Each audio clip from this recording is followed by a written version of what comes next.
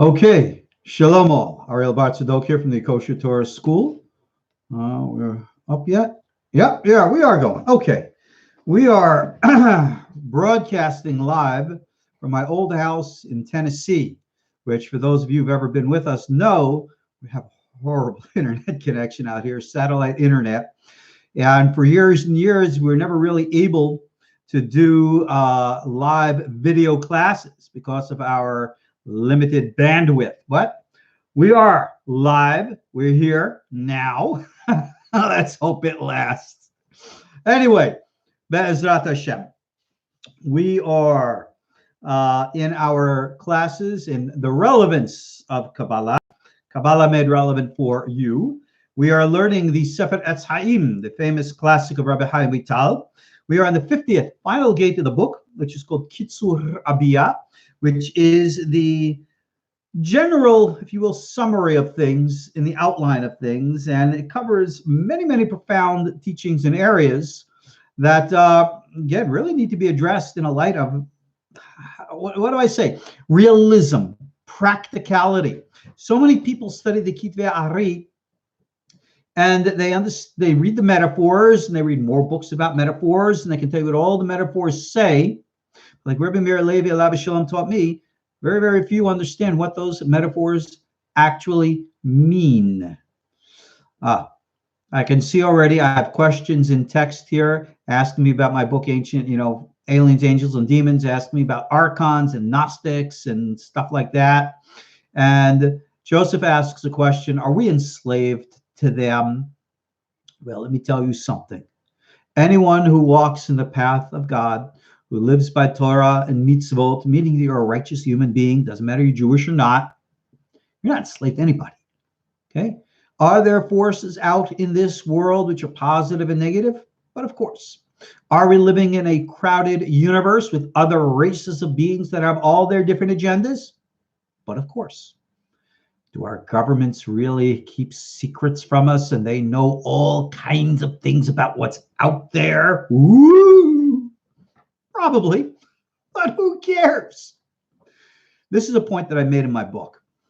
I wrote an essay a long time ago, and I said, who's afraid of Big Brother? Remember Big Brother? It's the metaphor used by George Orwell in his book, 1984, about, a completely dystopic system, not so different from what we have today, where in which, the powers that be are in control of us all. Well, let me tell you something. I'm not so much worried about Big Brother. Why? I'm more worried about Big Daddy up in the sky. If he is in the sky, it's all a metaphor. Ultimately, the whole message of our Torah path is that everything is in God's hands. Everything. So if and when a flying saucer truly crashed at Roswell, and what Philip Corso wrote in his book is 100% truth, so be it. What difference does it make? And if there are ancient aliens or modern aliens out there, and if there are the angels or they're the demons or anything else, well, okay. God created all of them too. That's actually a point that we're going to be discussing right now as we get back into our text. Again, another question out of left field. Somebody says, yeah, I have a friend who's schizophrenic. Any recommendations to get help? Yeah. Go to a professional, competent psychiatrist, someone who knows how to diagnose mental illness according to the DSM, and receive proper medical medication. I believe that psychiatric medication is a blessing and a godsend and a miracle from God. That people who have suffered organic mental illnesses for centuries, millennia, who have suffered in the most horrible ways, that today we have the miracle of being able to provide for them a pill which can enable them to live some semblance of a normal life. Oh gosh, if that's not a miracle, I don't know what is. So yes, I am a very, very big supporter of psychotropic medications for those who need it. Now, for those who don't need it and who can benefit best from therapy, psychoanalysis, Jungian analysis, rabbinic Kabbalistic analysis, whatever, then yeah, you don't take meds, you address the issues. That's the difference between a mental illness and an emotional illness, all right? People have trauma in life. Those are things you just don't pop a pill with. but other things you have to. That's just the way it is. And I know what I'm saying is very unpopular in certain spiritual circles who believe everything can be handled spiritually. That's not true. You can talk about psychic healing, spiritual healing. Okay, that's very cool. But there are certain things that spiritual healing just is not going to address, and you have to address it physically. God forbid if a person loses a limb, right? We've had many of our very, courageous warriors who go to war and, have lost limbs. Well, all the energy healing, all the Reiki, all the Qigong in the world is not going to make an arm or a leg grow back, but physical therapy will help the individual regain and live a normal life.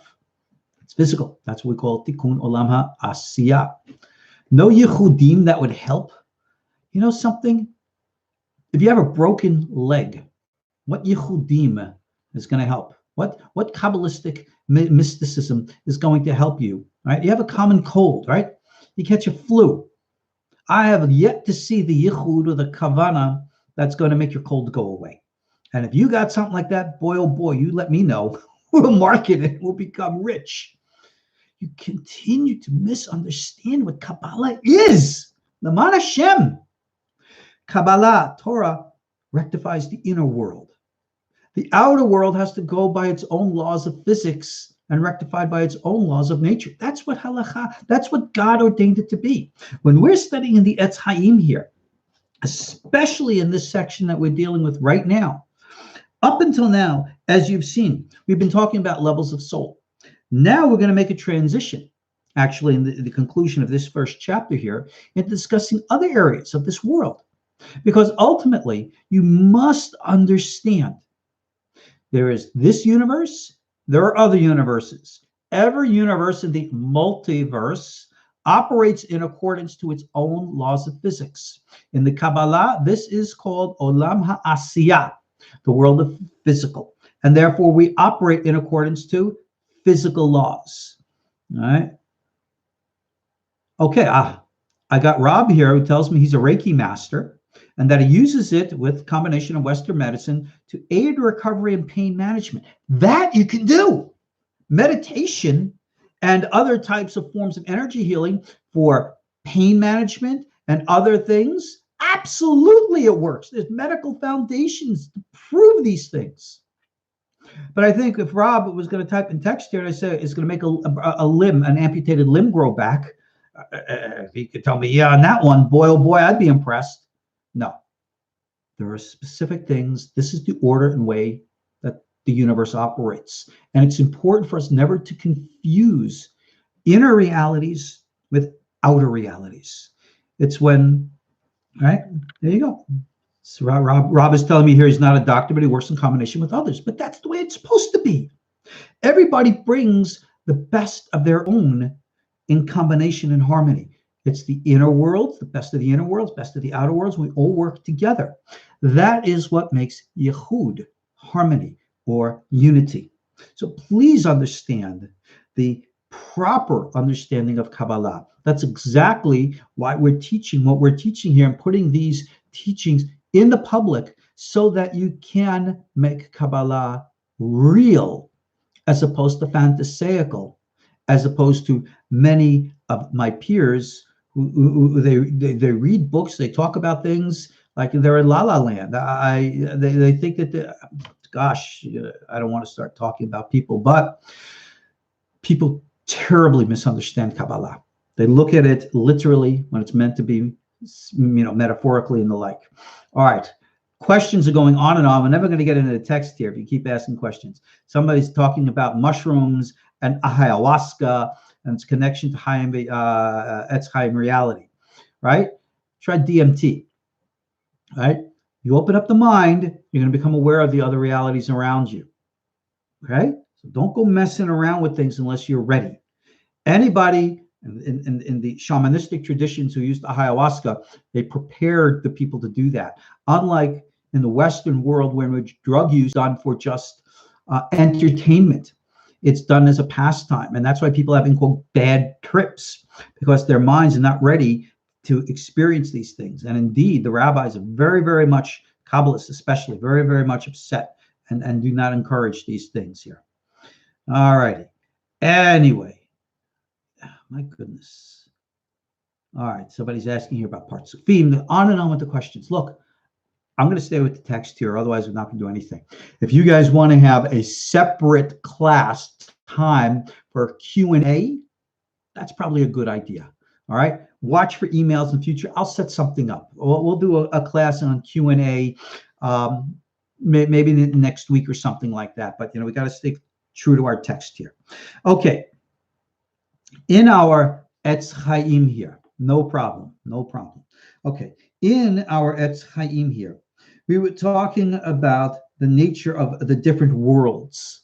We're talking about the inner worlds and the outer worlds and all that other kind of jazz. We got up to a point here where, again, we're using symbolic metaphors to describe specific realities. So I want to read to you the metaphors, let you stew on them for a little bit, and then I'll explain to you what really they mean here. Okay? He writes here, again, I'm using, my version of the Etz Hayim here includes the Bet Lechem Yehuda, Rabbi Yehuda Fatiyah. But we really don't need to go into his perush at this time, because we're just going to stay with, if you will, the realistic shot of what the text means. Rabbi Hayim refers to Rachel. He Yerushalayim nekuda emtzait shebekol ha'olamot v'hu yesod shalah. Rachel is Jerusalem, and Jerusalem is the center point of all the worlds. It is the yesod. Okay, Jerusalem, he just said here, is the center of all the worlds. Okay, how literal should we take that? Are we going to make a map of the entire universe, our solar system, our Milky Way galaxy, our cluster of galaxies, our entire universe, and then throw into that the multiverse as well? And you're going to say that the actual longitude and latitude of physical Jerusalem right now, the home of good old Prime Minister Netanyahu, that's the center of the entire physical universe? Chew on that for a little bit. Chew on that, right? See that word that I threw in there? Physical universe? Where did it say that? Rachel hi Yerushalayim nekuda emtzait shebekol ha'olamot. Rachel is Jerusalem, the center point of all the universe. Where does it say in the physical? Yeah, that word's not there now, is it? Now, why am I yelling and screaming? Because people will interpret this literally and say, it means it is the physical center. Oh, really? Where is that world physical? Gashmi, Olam Hazeh, Gufani, those are all the Hebrew words, not there. So therefore, when you come to understand that Rachel, which is a symbol of the Sefirat Malchut, is the center, it is symbolically referred to as Jerusalem, and we call it the center point. That's a place of importance, spiritual, not physical. So don't go look into the Milky Way galaxy or anything else and trying to create maps thinking that Jerusalem's the center. Now, this is actually a very important point, and I'm going to tell you why. Back in the old days, when you had like the old Greco-Roman cosmology of the world, where you had the geocentric order of the universe, where it was believed that the Earth was the physical center, and all the spheres would go around the Earth like this. If you think about it, it's actually physically impossible. I'll explain to you why. You all know what the speed of light is, right? 186,000 miles per second, all that jazz. Well, if you have the sun, and we know the sun's about 92 million miles from the Earth. Well, if you got the sun up there and it's going around the world like this, right? The Earth is center, and the sun's making a big loop at 90 some odd million miles an hour. It would have to go, I think I once calculated this, as fast as or even faster than the speed of light in order to make a big loop around the Earth. Physically impossible. So the geocentric model, where the Earth is center and the sun revolves, is an understanding of ancient science, which literally was proven wrong. It doesn't mean that the Earth is any less, in quote, the center, but it's a spiritual, psychological center, not a physical one. And you're going to nod your heads and say, okay, cool. Yeah, but there are a lot of ultra-Orthodox out there who this very day believe in the geocentric model, who are absolutely convinced of the literalness of the old Greco-Roman model and completely deny modern science in contradiction of everything that our sages have ever taught. And they're going to huff and puff and yell and scream, so, well, blah, blah, blah, and have all their excuses. But something, sometimes you just got to, as they say, cut the bull. You know what I mean, right? No. That whole concept and those who embrace it fundamentally are wrong. And we have to stand out and condemn it. I see on the internet now, not only do you have the geocentric people out there, you have what is the flat earthers. Yeah, those are other ones. They believe if you go to the end of the world, you're going to fall off. Oh, yes, but that's very serious. So, of course, it's serious. Okay. This is the problem when people don't use their brains and intelligence. So, what can I say? All righty. With that being said, understand that Rachel is indeed the center of the worlds. All right? But Rachel is Malchut. And it states here, this is the secret of where it says, 3 times a year will you see your males, but not the females. Ligrom Yehud Elyon. And this is for the sake of causing the supernal union. What on earth are we talking about? In the Jewish Torah tradition, the physical city of Jerusalem has always been the capital of the Rabbi Amennu. Rebuild Jerusalem. Well, I don't know if any of you are aware of reality, but Jerusalem today is bigger and better and more populated than it has ever been in its entire 3,000 plus year history. That's a fact. So maybe our prayers are answered. But you're missing the point now, aren't you? We're not talking about physical Jerusalem. We're talking, in quote, spiritual Jerusalem. What Jerusalem is supposed to mean as an archetype. And the archetype of Jerusalem is the center of the heart. The Malchut, the Rachel Imenu, all of these symbols. The completion of the harmonic balance of the physical world with the inner and or quote spiritual worlds. That is the meaning why Rabbi Hayim says all the law of the Aliyah La Regel, the 3 times of the year we're supposed to go up to Jerusalem. Yes, al pi halacha, that means physically to go and observe the holidays of Pesach, Shavuot, and Sukkot.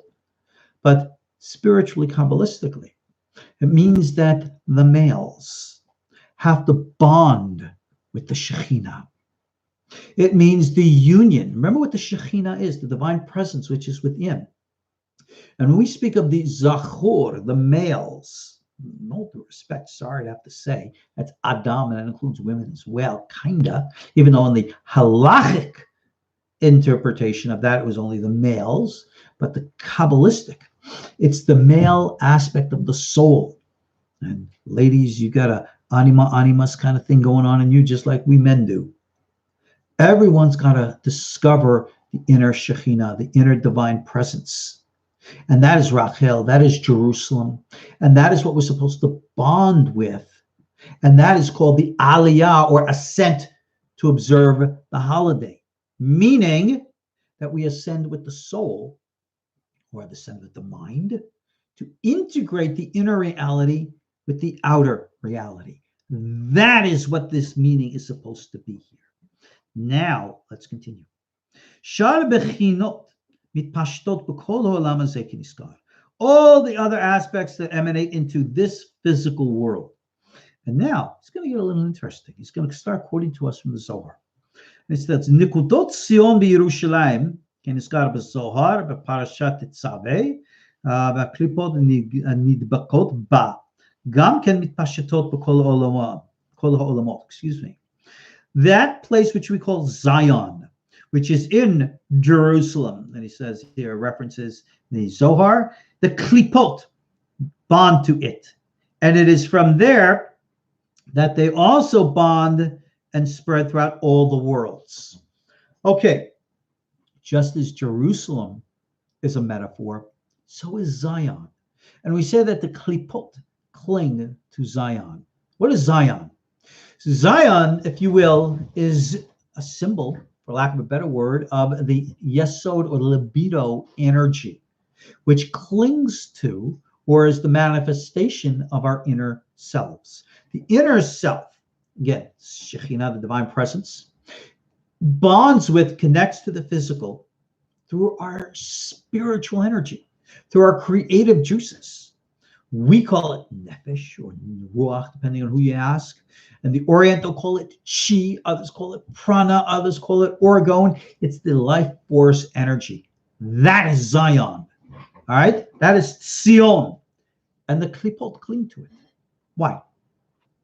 The klipot cling to it because the life force energy, otherwise known as nefesh, or ruach, or prana, or chi, or orgone, the life force energy is, for lack of a better way of describing it, the commodity of the universe. That is the order of things. I don't know if many of you have ever heard of Wilhelm Reich. Wilhelm Reich is a very famous psychoanalyst, really tapped into a lot of very deep stuff, got him in a heck of a lot of trouble, ended up getting a lot of trouble with the government. They arrested him, destroyed all of his stuff, and he ended up dying in jail. But he used to talk about the extraterrestrials, and he used to call the life force energy orgone. And he said that that was how their ships operate, how their life force energy, that's the commodity of the universe. That's money. And when you understand energetically about the universe, everything operates off of life force energy.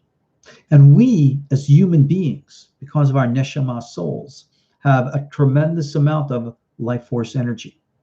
And the stronger we properly calibrate and align with the universe, the stronger our life force energy comes. That is called Kedusha.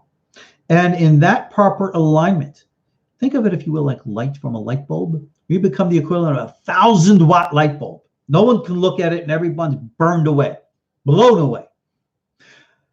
But what happens if and when we damage our light? We blemish ourselves. Our mind becomes corrupted with false thoughts. Our emotions become corrupted with compromised feelings. And our actions become corrupted by bad things. Well, all of a sudden, that 1,000-watt light bulb goes down to a dim 10-watt. And then what happens? Then those forces that are light thieves can come in and siphon. They take it off, like sucking it out with a straw. That is what we call psychic vampirism. And that happens today all the time, simply because of people not willing to live by what we call, in our tradition, Kedusha. Matter of fact, I just talked a lot about Kedusha in a Parsha shiur that I gave earlier to our Kosher Torah school student body. For those of you who want access to the classes of our student body, please consider becoming a student. I mean, these teachings are out there. They're available for you. We ask for a monthly donation to help us pay our bills and, get out of debt. But, that's the way, yeshiva's got to run like a business too. Why? Because we're in the Asiatic physical universe with Asiatic physical laws like bills. So that's what works. So this concept of klipot seems to be universal. Not only is Rabbi Chaim Vital saying that the klipot, that forces siphon off the energy in all the worlds, curiously, that seems to be echoed in the teachings of Wilhelm Reich, who, mind you, was not a rabbi, Kabbalist, religious, or anything of the kind. I think he was as far away from that as you could get. But yeah, we do see this very clearly in people's lives every day.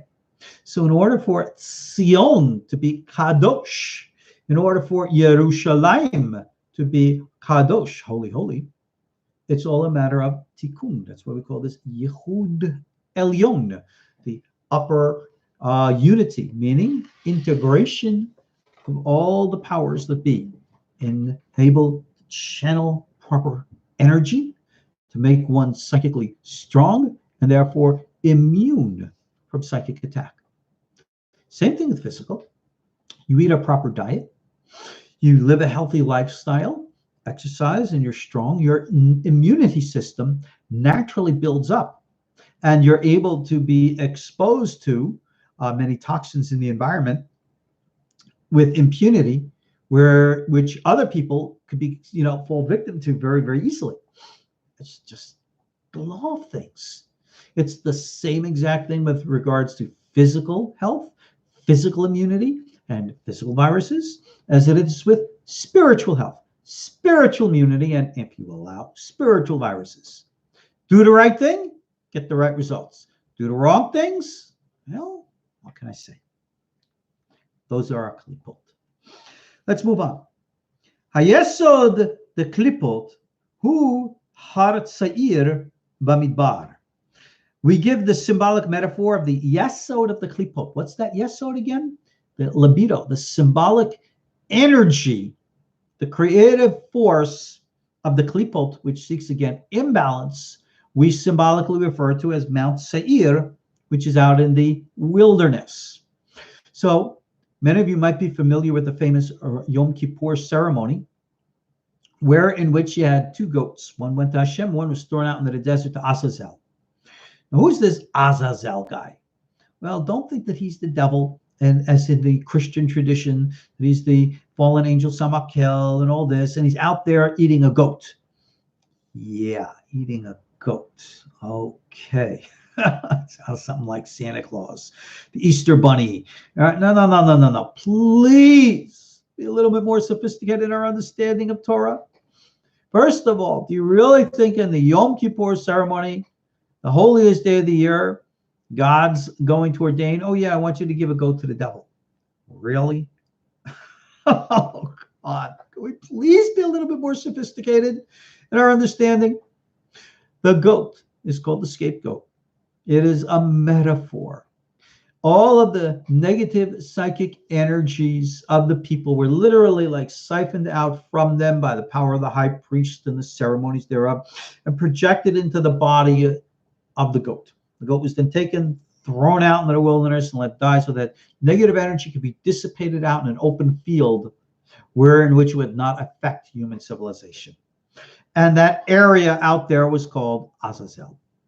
It was not meant to be given to a devil. There's not a little guy out there with horns out there sucking it up or any stupid thing of the kind. Okay? It's all a symbolic metaphor. So when we refer to the creative forces of, negativity, and yeah, they are creative because they're seeking their own energy, we call that Mount Seir. That's just a symbolic way of understanding it. That's all. Don't go trying to associate the historical physical place of Mount Seir with this being a dirty, evil, dark place or anything of the kind. No, I don't actually even know where the historical Mount Seir is. And if we ever found it, don't think that it's got cooties or any silly thing like that. All it is just another hill. And that's all. We're using metaphors. Do not mistake inner and outer realities. Oh boy. I'm looking here, I should never read text. That's as I got my reading glasses. Normally when I give classes, I never wear my reading glasses. I'm reading from a book, so I have to. And this way I never get to clearly see all the text. If I'm reading the questions here, somebody's asking you about the third temple and flying saucers and all the rest. Like I said, we're going to have to do a Q&A. So watch for the future. I will do, believe that there a Q&A, maybe during Hanukkah. Hanukkah is a good time for this kind of stuff. So this is Bezat Hashem. Yeah, I'll set something up for next week. Believe that. We got Hanukkah coming this month of Shabbat. I'll have a whole bunch of different things going on. So, like if you're on my email, if you're not on my email list, get on my email list, then you'll see what I got. But all right, let's move on. Now, hine noda. Now it is known. Ki ima ila'a nahi shela mitlabeshet toch vak deza. It is well known. This is Chaim Vital Kabbalah speak, which we cover in our Otzrot and Etz Hayim classes. Ima ila'a, the supernal Ima, which is the Sefirat Bina. The Nahi Shela, the lowest Sefirot, Netzach, Od Yesod, of the parts of Ima, which is the Sefirat Bina. They are cloaked within the six Sefirot, which make up Za. Now, Hine Kenegda Gan Eden, Nikudas Tima, Tabur de Za. Corresponding to this is the Garden of Eden. the concealed place in what's called the navel of Zeir Anpin. All right, I got a garden growing in my belly button. That's what he just said here.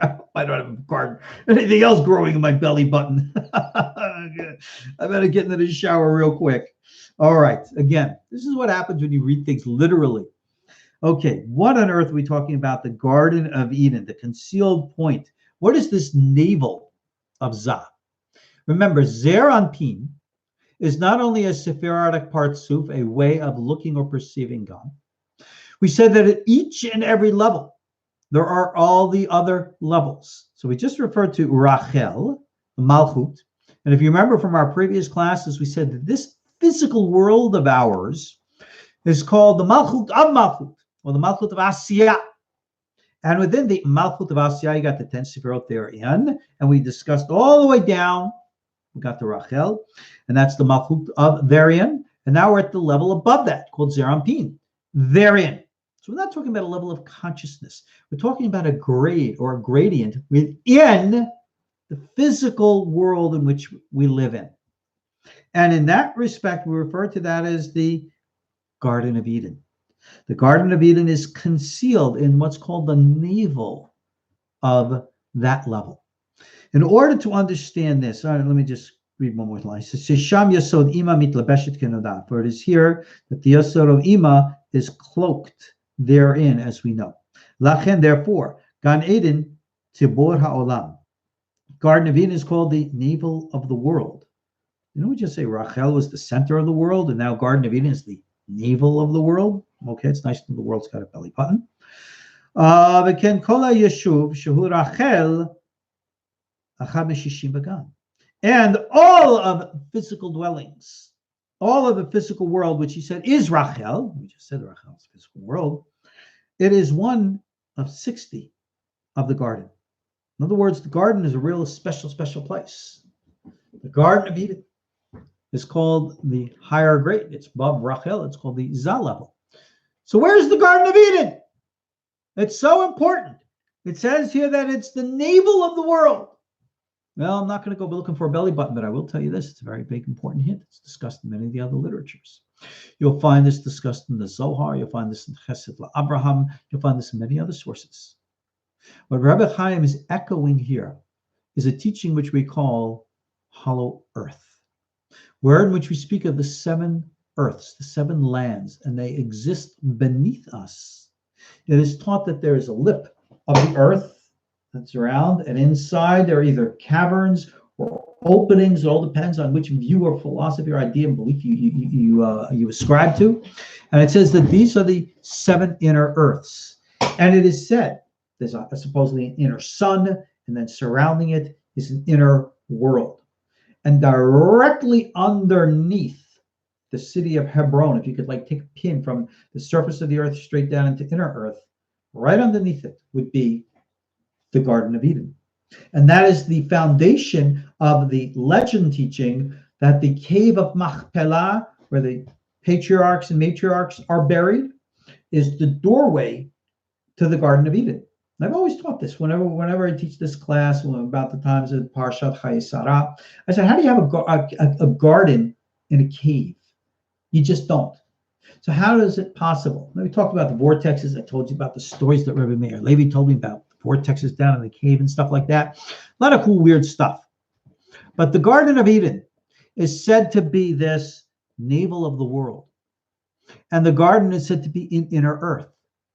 So when Adam and Eve were manifest, they were supposedly originally citizens of inner earth.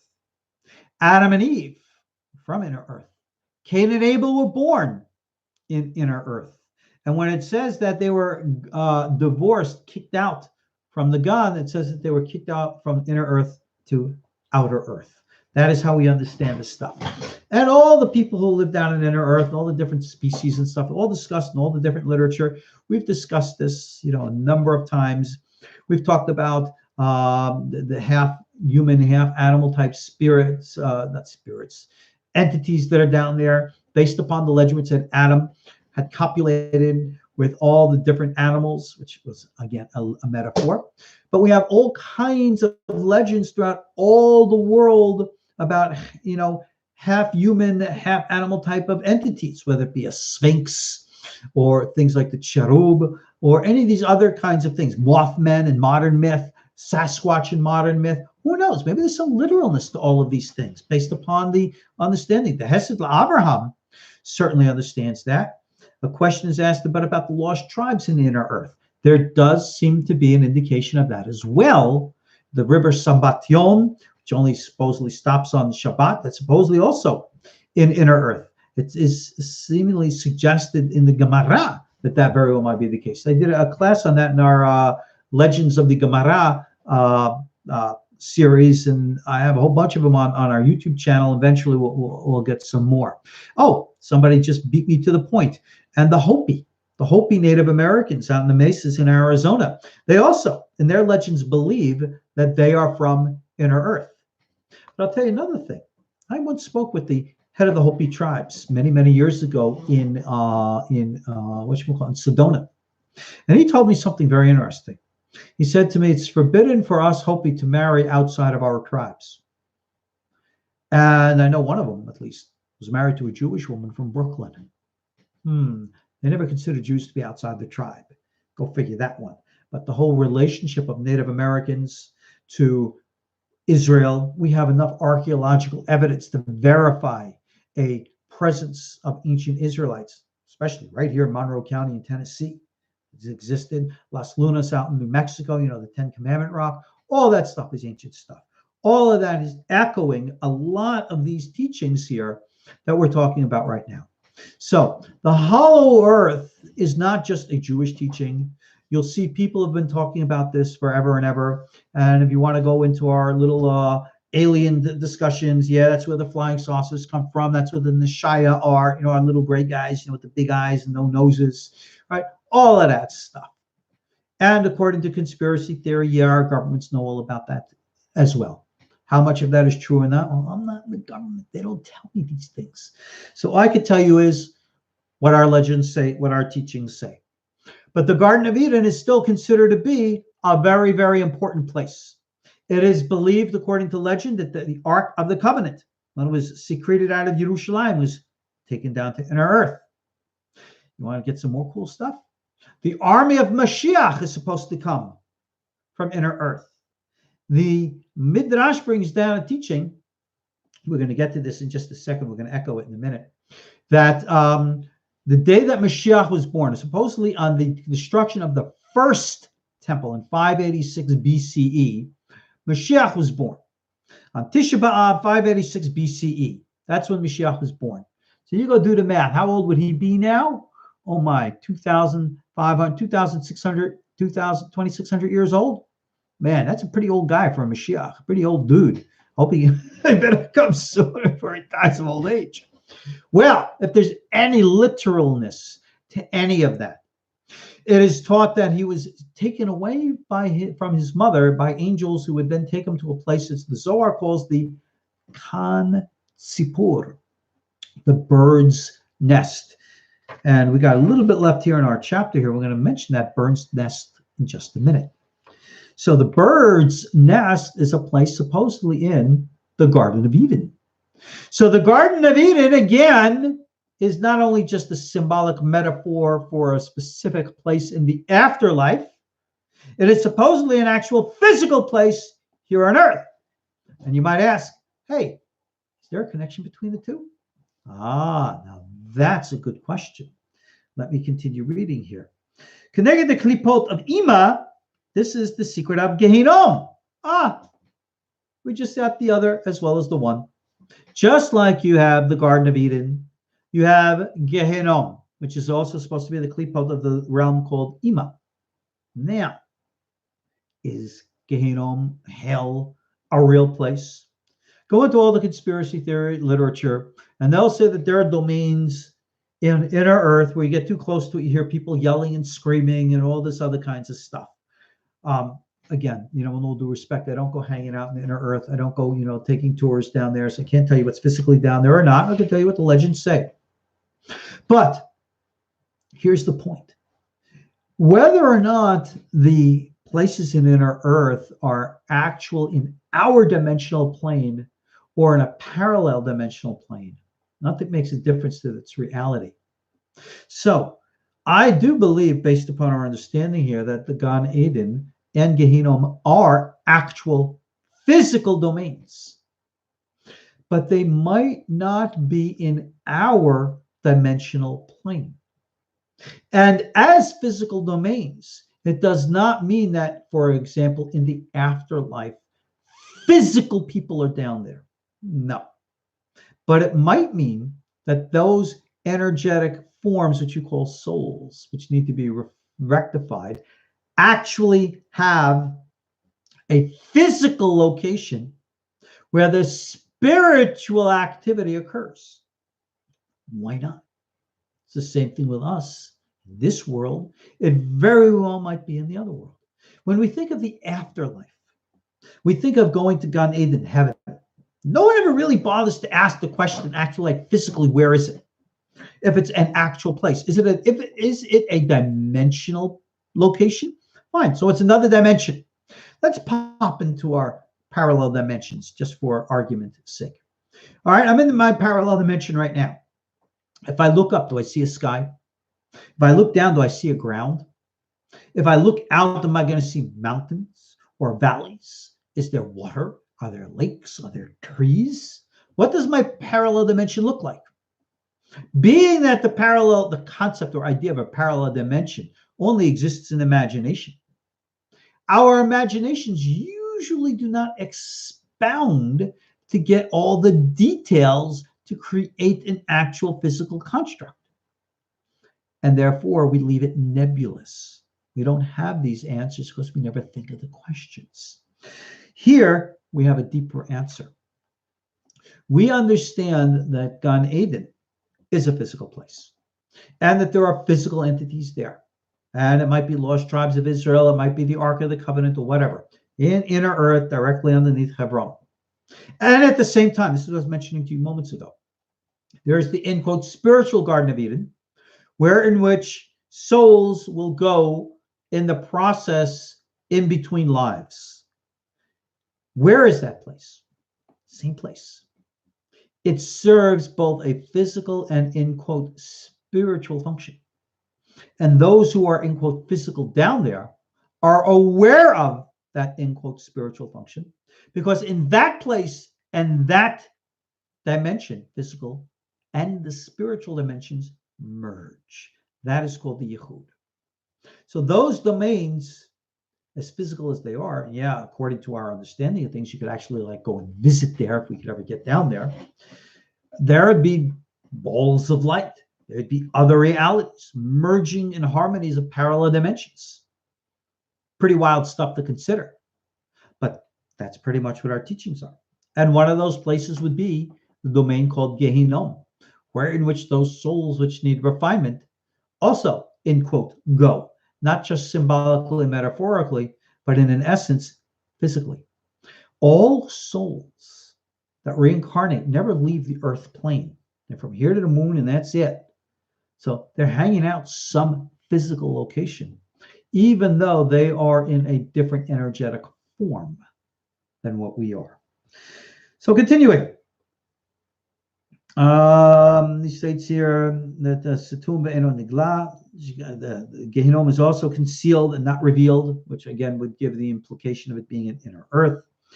The Eden, Hu Abba Shel Zeh Olam, and Eden is supposedly a place within the garden. Exactly what is Eden? We don't know, but supposedly a special place. It is also concealed within the garden.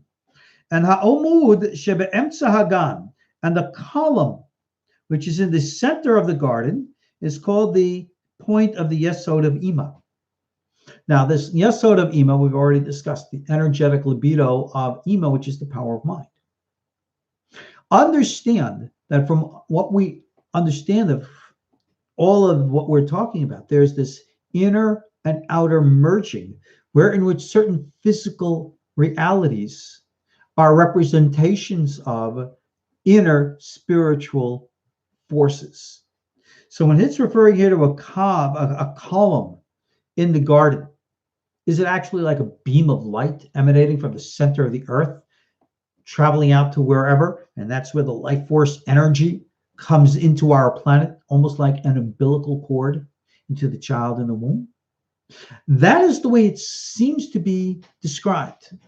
Now, again, physically, like I said, I can't confirm or deny that. I haven't been down there. I don't know there's a big column of energy going up and down anywhere. But even if there is, most likely is, I don't know if it would be physical for the eye to see. It says here it's concealed, which means that it wouldn't actually be in our physical domain. It says that it's in a higher plane. So the energy thereof actually follows in accordance to laws of nature, halachot. So when we talk about the bringing down of energy into our world, it happens in accordance to specific laws of physics. There are actual places of energy. And that's what we need to understand, because energy vortices is a concept understood around the world in the globe, that there are meridian points around the earth, etc., and so on. That's the order of creation. It's not nebulous just because we haven't thought it out, conceived it in our minds. Just because it's blank up here doesn't mean it's a blank out there. So let's move on here. We're running out of time. We got to finish this up. So, Lachen yesh bo shlosha gabnaim says there are these three elements and aspects. The three elements and aspects, like of the rainbow. All right. Lachen olin bo neshamot pnimiot besod man. So this is the place where in which souls ascend. If souls are going to ascend from earth to, in quote, heaven, well, where and how does that happen? Did you just like float up like balloons going off of the horizon? No. There seems to be vortices where in which souls travel upon the earth to a specific location, and from the specific location beam out to wherever dimension or place in space or time or consciousness that they go to. Seems to be laws of these things. The awareness of this type of experience is not unique to Judaism. The ancient Egyptians knew that. I know that Tibetan Buddhists also speak of these types of things. I think the shamans and Native Americans are also aware of these types of orders of things. And therefore, for us to understand it like this is fine. Understanding, if you will, the cosmology of the universe. And he states again that the Kan Sipur, if you remember the bird's nest, that is in it's called the Gar, or the head of the Garden of Eden. And there is also the Kan Bina. It is also the garden or the nest of Bina. And the nest is actually Bina, and the bird is Abba. In other words, the higher levels here. And it is very concealed. And that is what he's saying here. So the concept of the Garden of Eden, the bird's nest is spoken in the Zohar, all these allegedly secret hidden places in our earth, where in which all kinds of energetic stuff is going on, from which energy comes into our physical world, and from there emanating out and around. It's the source. That is the way we understand it. And on that note, Be'ezat Hashem, I conclude our first chapter. I got literally just a few minutes left. Let me read here and see if there are any questions of relevance that we can answer, and then we got to call it a night. And Baruch Hashem, thank God, we actually made it through our class without any kind of internet disruptions. All righty. It seems that all of the realities derive from Bina. Bina is the mind, but of course, everything is perception and the construct of the mind. Can even be traveled to via astral body. Yes, we'll discuss that another time. So can the idea of the navel be simply a poetic expression of the feminine aspect of divinity? No, we already spoke about the feminine aspect of divinity being Rachel, the Shekhinah. The navel, we said, referred to Zah. So it's a different metaphor, but with a physical application. All righty, guys. I see we've kind of ran out of time here. So I want to again thank you all for joining me. And as Rat Hashem, I'll see you all in our next class. Please consider signing up as donating, supporting student of our Kosher Torah School to get the best of everything we have. We have a whole bunch of classes in the Zohar, in the Etz Hayim, in the Orthodox Judaism, and the Parsha, and everything else. Somebody's asking about the Bina and the Matrix. Again, we'll set up a time for questions. All righty, guys. Have a great night. God bless. Shalom.